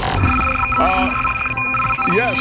What happened to Albert? Karen D wants to know. Albert, thank you. Well, he is, this is a side job for Tony and for Albert. And, this is a thing that Albert has to shoehorn in between other jobs. And so for that reason, he said, hey, Mark, I'm so sorry. I don't think I'm going to be able to make it. So that's what happened to Albert. So again, the people you can count on, because this is sort of a centerpiece and we're trying to make it work, we're the engine, Kim and myself, and we tried to rotate Tony and Albert as needed. And Tony's so cool because Tony also has another gig. So he sometimes has to rally with no sleep and stuff like that. And so we appreciate that. Thanks, Tony. Yeah, anyway. But now let me get to Kim's news. And when we come back, did you get my email about this question? Can we do it or not, Tony? Oh, you didn't get it? Okay, we'll do this off the air. All right, we have a poll for you, and it'll be a turbo poll. In other words, we'll do it quickly, and I'll ask you in the chat, and it has to do with the lottery winner, okay? The Mega Millions ticket. I have a connection that the Mega Million winner has to this show. Oh. Yeah. So the $1.35 billion Mega Million jackpot, it was It hasn't been paid literally, but it was won. It was won. And I know someone in Maine. And that's where it was won, in Maine, as Kim says. And I called them, or I texted them and said, "Tell me it was you." And I got no response. So I'm thinking it might have actually been them. Like, this is the moment where they cut off all contact, right? The winner, however, does have a connection to the Mark Thompson show. Sort of not the winner themselves, but the lottery win has a connection to the show. That's the way I'll put it. The lottery win has a connection to the show. We'll get into that next. Kim's news, then we'll put it out there for you to guess, and then we'll tell you. All of it still to come. Mark Thompson Show. The Mark Thompson Show. It was great. I loved it. How would you handle this? We could try ignoring it, sir. Morning. You cannot say you love your country. Where are my weed smokers at? Stay at home and get baked. Do you feel it? It's the Mark Thompson Show. Who's Mark Thompson?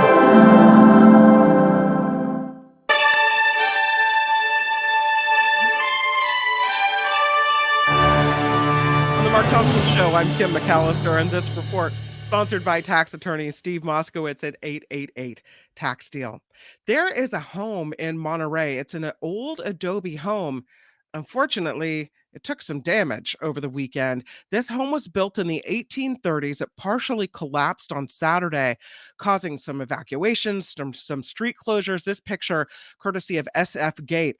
The house is historic, called the Governor Alvarado House, now a bank branch on Polk and Pearl Streets, going to be empty for a while as they work to shore it up and fix it in the Monterey area. On this Martin Luther King Jr. holiday, President Biden says the late civil rights leader's legacy is showing the country the way forward.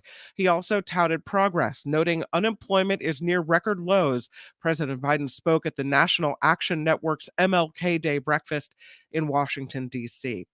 So investors will see a busy week despite the markets being closed today, but some earning reports are due. The producer price index and earnings results from the likes of Netflix, as you see here, American Airlines and Goldman Sachs highlight this shortened week. The PPI, producer price index, will provide another key inflation reading after last week's consumer price index. There's an American prisoner in Iran who is starting a hunger strike in hopes of drawing White House attention. In a letter to President Biden, Siamak Namazi wrote that he is starting a 7-day hunger strike, representing 7 years since he wasn't included in a 2016 prisoner swap between the U.S. and Iran. He criticized President Biden for not meeting with the families of Americans imprisoned in Iran. And dozens of migrants are in custody after being rescued by a cruise ship off the coast of Florida. The U.S. Coast Guard is helped with the rescue of 24 people. Border Patrol agents patrolling South Florida have been experiencing the largest escalation of migrations by boat, they say, in nearly a decade. And this story is just super wacky, but the picture's kind of cute. In New York, apparently, they hold this contest for the dog mayor of New York. Here's the winner. Sally Long, the dog basset hound, is the dog mayor of New York, because your day just would not have been complete without knowing that, right? Yeah? Now, No? what does she do as the dog mayor? Apparently she serves as a bit of a canine ambassador. I don't know. That's All it. right. You know, he walks around, people pet her. Life is good. There. Give me one more story. Do you have them? I have so many stories. Give me two more stories. Oh, you want two more I stories? feel two stories that I need. Yes, please. Okay, well then I'm giving you some more stories. Let's start with this one. This is Katie Porter. Has a big name backing her as she runs for the U.S. Senate seat in California. I don't know exactly who. Oh, yes. Who is it that's endorsing her, you ask? As do I. It is Massachusetts Senator Elizabeth Warren announcing last week that she is backing Katie Porter. Warren saying Porter delivers because she's smart, she's got a backbone, and she's made out of steel. She went on to say Porter is exactly who Californians need as their next senator. Porter running for the seat currently held by Senator Dianne Feinstein. So, and Feinstein has not said whether or not she's running again. So I wonder how that works between Feinstein and Warren. If there's iciness there now. I don't know sure. that Dianne Feinstein is aware of any iciness or much else. So? No. Yeah, I think. Well, no, I'll tell you straight up. Yeah. I mean, there's such a tremendous competition for this seat now. You've got Katie Porter. I think you have. Help me. He just presided over the hearings, or he's been, Adam Schiff. Yeah, thank you, Adam Schiff. You also have Barbara Lee, our own Barbara Lee from the East Bay. Yep. So there's sort of a free-for-all going on, and kind of whatever Dianne says doesn't really matter at this point, is my sense of it. Don't you agree? I mean, I don't know. I'm not sure if she's being edged out, but doesn't it seem like someone with that much time in should kind of be able to check out in a more dignified way, rather than having other people run and then having people endorse those people already? Well, how old is Dianne Feinstein? She's 90. Pushing 90. Yeah, I mean, at some point, it's like it's time to hang it up. There are other people who are competent who want that seat and who could. Yeah. I don't know. Again, I'm Di-Fi can go, and I'm not going to shed any tears. Thank you. And that's that. Santa Clara County officials expanding existing evacuation warnings for residents in watershed areas south of Gilroy. The new evacuation zone includes Bloomfield Avenue between Highway 25 and Highway 152. The warning zone expanded because of 2 levee breaches in the San Benito County area adjacent to an expanded zone in Santa Clara County. So there is some danger in that area. Would you like another story? Yes, I'd like one more. One more. You'd like me to wrap it up, or give you one more story? No, one more. One more. Okay. I'd like to. I like to keep saying one more until you go. I don't have one more anymore. I like to always wrap it up on a kind of a fun story. So let's bring in Harry Styles to the mix. I don't have a picture for this one, but Spotify says, "As It Was." You know the song "As It Was." Oh yeah. By Harry Styles was the platform's most streamed song of 2022. The track was the first and only glimpse that fans got of his latest album, Harry's House. Prior to its release, Billboard reports it amassed 1.5 billion plays throughout the year. So that's As It Was, most streamed song on Spotify in 2022. And that is the news. This report, I'm not asking if you want more. This report is sponsored by tax attorney Steve Moskowitz. For more than 30 years, Steve has put his tax knowledge to work for individuals and for businesses. If you would like help with your taxes, and really, who doesn't want help with their taxes? You got to call Steve Moskowitz at 888-TAX-DEAL. He's also at moskowitzllp.com. And I'm Kim McAllister on The Mark Thompson Show. Ladies and gentlemen, I'm Shadow Stevens. This is The Mark Thompson Show. Keep it to yourself.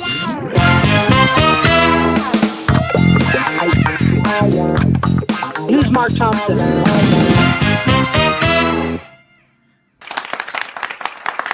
Yeah, what up, everybody? It is MLK Day. We're glad that you could join us, and I have a kind of an odd coincidence that I noticed over the weekend, and a relationship that the lottery winners process had to our show. Yeah. Okay. And I saw the nasty, cheeky comment from somebody in the chat. Let me go back and find it. I can't seem to find it now. But I appreciate that this is just a coincidence that I noticed. Now, we'll have this as a YouTube poll in future, but for now, I'm just going to post it on the as a banner. We'll see if we can do it that way. Should be a YouTube poll, but we don't quite know how to do that, so we'll figure it out, and in future we'll have this as a YouTube poll. I did it, but I think I did it just to the public and not to the show's chat. So I'll know for next. Oh, that's okay. But is it on YouTube or not? No. I'm checking. No. Okay. Thanks, Tony. what we want to do is put it on YouTube and also do it in the chat. So I'll just do it in the chat here and we'll see. And I'll also ask you, if you're listening, you don't have to, register officially your guess. But the winning Mega Millions lottery ticket was sold at a Maine gas station. When told he sold the winner, what did the owner of the gas station say? That is also a commonly used drop on our show. Yeah. I Seriously? know. WTF. Yeah, it feels like That's seriously what the F. Yeah. The winning Mega Millions lottery ticket was sold at a Maine gas station. When told he sold the winner, what did the owner of that gas station say that is also a commonly used drop on the show? Now, I will give you the choices. And seriously, what the F is not one of them. Oh, crazy. What? It's fantastic, but that doesn't mean it's a good thing. Or there's never been anything like this.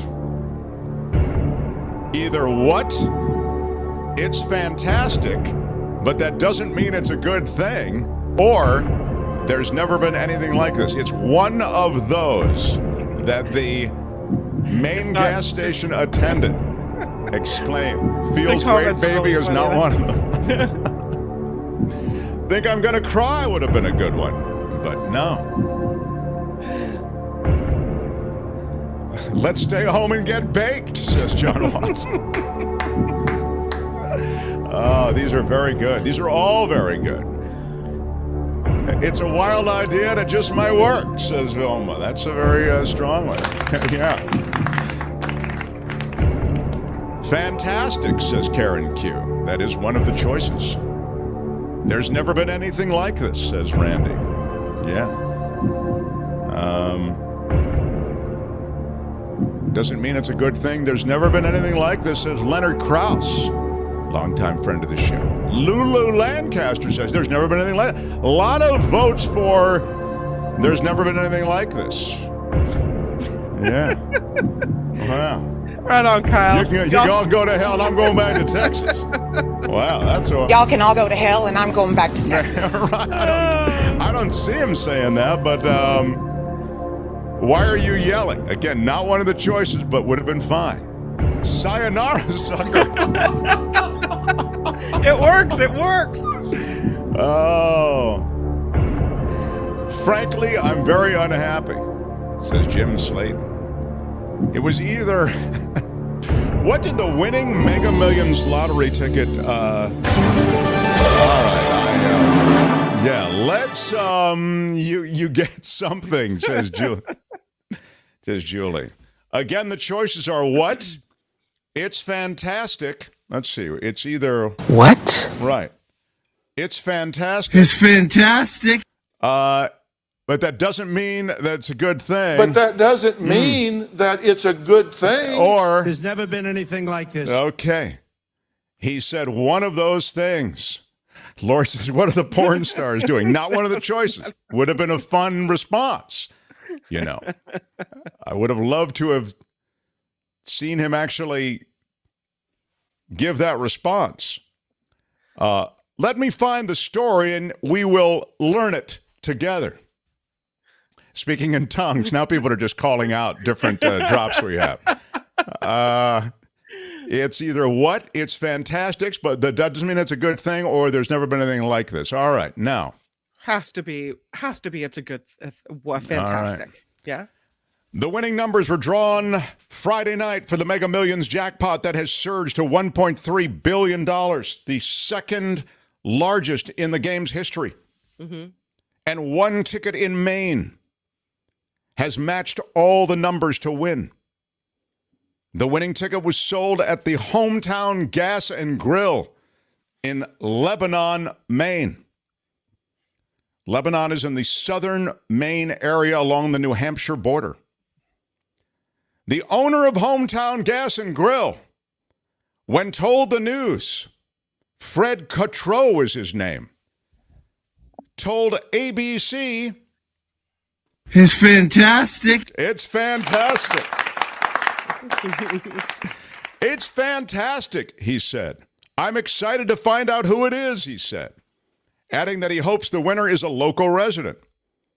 Hopefully he shows up in a Ferrari and continues to use my establishment for his convenience and gasoline needs. Come on back now, you hear? He might be sending somebody else to go fill up the Ferrari, you know. But it is hard to argue with the fantastic. It's fantastic. Okay. We're on something of a busy road, he says. We really don't know if it's a local or an out-of-stater. Regardless, I'm happy for them, and I hope to meet them. And I hope the winner is a local resident, he said again. John Smith, and I think rightly so, wonders, would you eat grilled food at a gas station? Depends how hungry you are, I think, always, doesn't it? Yeah. I mean, you see those hot dogs rolling around on those little things at the whatever, you know, when you pull over to the side of the road, and you think to yourself, A, they're hot dogs. So even if they were prepared, you know, by a cordon bleu chef, they're hot dogs, okay? Yeah. So there are essentially pig genitals in there, all right? But they're ground up and they're spiced and whatever. But they've been rolling on that little heat thing for the last 11 hours. No. Still, if you're hungry enough, I know you've eaten them before. So the winning numbers were 30, 43, 45, 36, 61, and the Mega Ball was 14. It now resets the Mega Millions to 20 million. There'll be a drawing tomorrow. Pretty incredible. There were $2 million winners here in California, also in Florida, Illinois, Kansas, Kentucky, Missouri, North Carolina, New York, Pennsylvania, and... Y'all can all go to hell, and I'm going back to Texas. Texas had a $2 million winner, too. That is the story there. So. The Mark Thompson Show. By the way, if he takes the lump sum payout, it's $709 million before taxes. So he needs Steve Moskowitz, probably. Oh, yeah, if anybody does.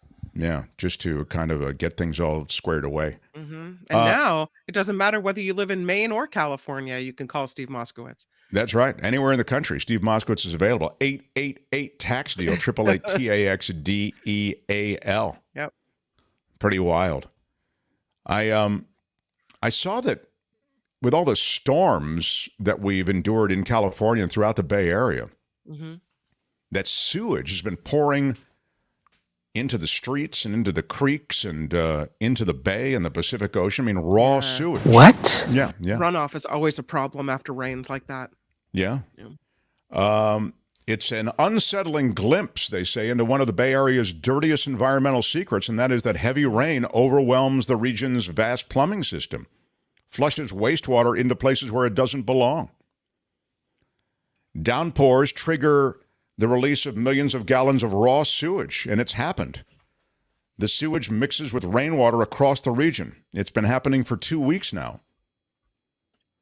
It's contaminated dozens of rivers, creeks, and ultimately all of this goes into the ocean and San Francisco Bay. Flooded waters contain pathogens. Pathogens is a ding word. It is? Yeah. You're awfully liberal with the ding. Well, you wouldn't ding pathogen? No. Well, what's another way you would say pathogen then? I rescind your ding. No. Well, before you rescind it, you have to defend the rescinding. I suppose you could have. Here, let me just be clear about it. This is good on a holiday. We have time to get into this. Kim, how are you? The deal is that we ding for an SAT type word, but also this is the other codicil to this, and codicil would be a ding word. That I agree with. The idea is you could have said it with another word, but you use this bigger word instead. That makes it dingable. So you say pathogen is shouldn't be a ding word.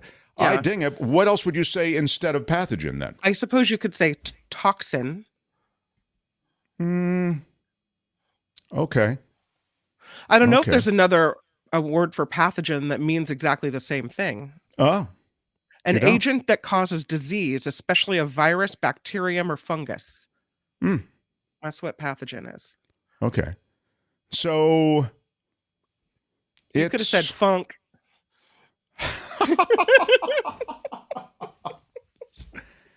I feel as though pathogen is the right word, and there probably isn't. What do they say in the chat? We have a very articulate audience. What do they say? Junk. Yuck. Great. Junk. Diseased. Toxin is also not a ding word. I agree. I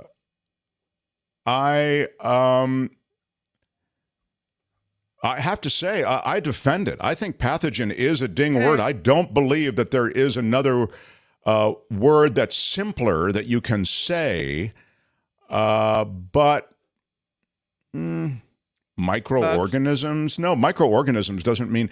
The thing about pathogens is that they imply illness. They imply these are bad things. Microorganisms are, we're all filled with microorganisms. Number 2 on the definition list in the dictionary, any microorganism which causes disease, a pathogenic organism, an infectious microorganism, bacterium, virus, blah, blah, blah. So microorganism, okay.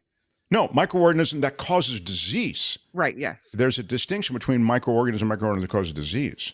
And those that don't, right. I actually did see something that might work. And then we will wrap up on this. Thank you, Kim, for putting us on this. Kim, how are you?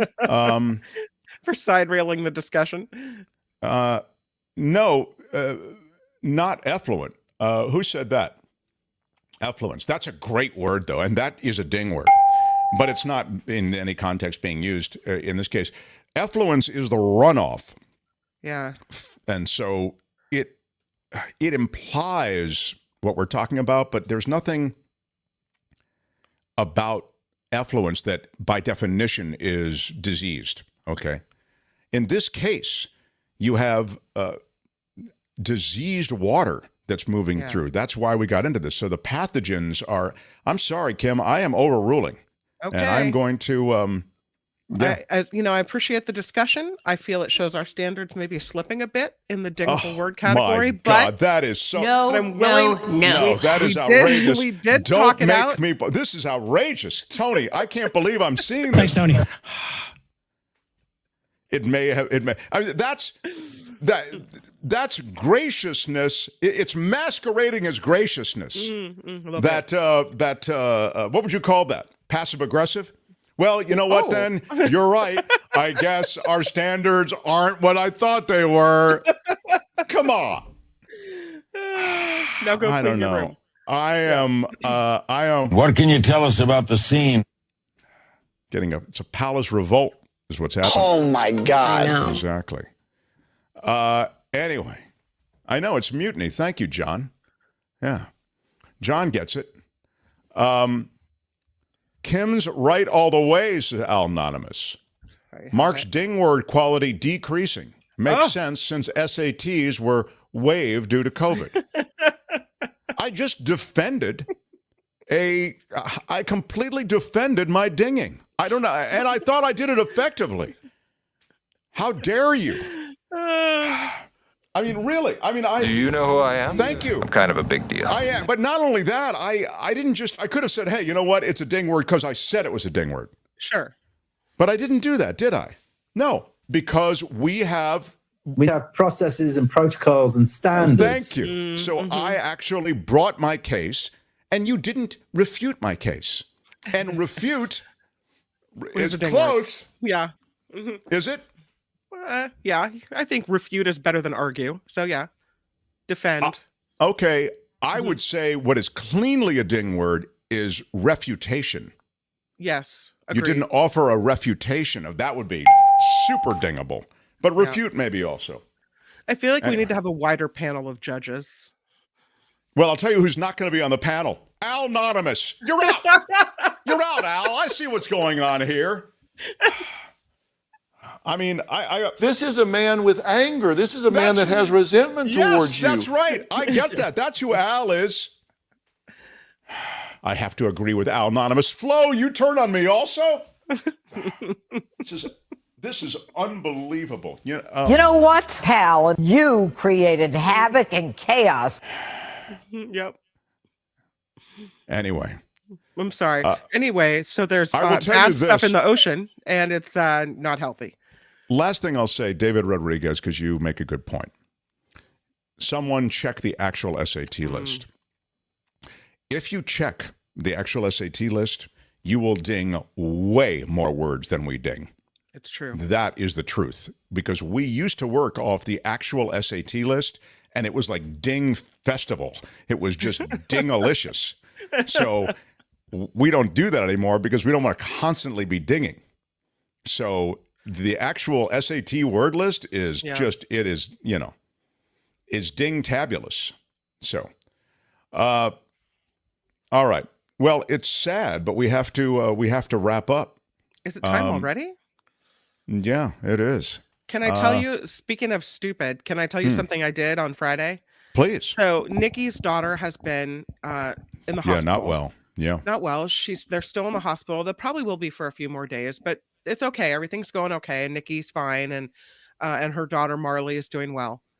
But I'm filling in for Nikki. And so on Friday, I tried to fill in for her. But the system we use, you can click on YouTube or you can click on Facebook. I broadcast the show on Facebook on the wrong thing. So that's my bad. If you're looking for the show on Friday, it's on Facebook. And then I couldn't figure out how to get it onto YouTube. So total operator error. We were doing the show, but I screwed it up. Today, I'll do it on YouTube. How about that? It's hard. I even want to do stuff and I don't know how to do certain things. And I know how to, believe it or not, I know how to do certain things. And some of the other people involved with the show don't. So those are very rare. But Aaron Foster says, don't wrap up. It's only 7 a.m. in Sydney. Wow. Oh, I wish I was in Australia for the Australian Open of tennis. Gosh, that's just so great. I've always dreamed of going. Anyway, Aaron, sorry. Watch it in replay, and smash it like a... Smash it with your iron like rod. A boss. Hit us with a thumbs up if you've watched it in replay. Well, so Kim, you are going to do Nikki's show coming up. I am going to do Nikki's show coming up. Okay. We have Brian Copeland, former Station X talk show host. He's going to talk just a little bit. And we'll talk a little bit about the Martin Luther King Jr. bobbleheads. And we'll also possibly talk to Nikki. So we'll see what happens there. Oh, that's very, very cool. If she can check in, she said she would. So. Oh, she's awesome. We love Nikki, and we love all of you. Oh, no. You got supers to do real fast. Well, let's do them. I want to do them. All right. Really quick. Go ahead, baby. All right. Let me know. Jack, $2. Why can't I say penis in Super Chat? No. Thank you. Got me. I'm not going to cry. Lori Dolly for $20. Thank you so much. Thank you so much, Lori. I love that. Big shout out. Big shout out, Lori. Yeah, thank you, Lori. That's so cool. What a cool name, Lori Dolly. Excuse me, I'm more handsome, Andreas says. You were talking about Rock Hudson. Yes, I got it. Andreas, Big Dan Ashley shout out. Big shout out. Yeah, I love it. Thank you, Andreas. You're awesome. So appreciate all your... And $1 just to throw in. Big shout out, Andreas. You've been a great supporter every day. You're super cool. Appreciate that. And $20. Come on. Thank you so much. Thank you so much, Andreas. One more. The Mark Thompson Show. Bye-bye. How soon to catch up to Steve Moskowitz? $50. Bye-bye. I'm not going to cry. Oh, Andreas, thanks, everybody. Until tomorrow. Bye-bye.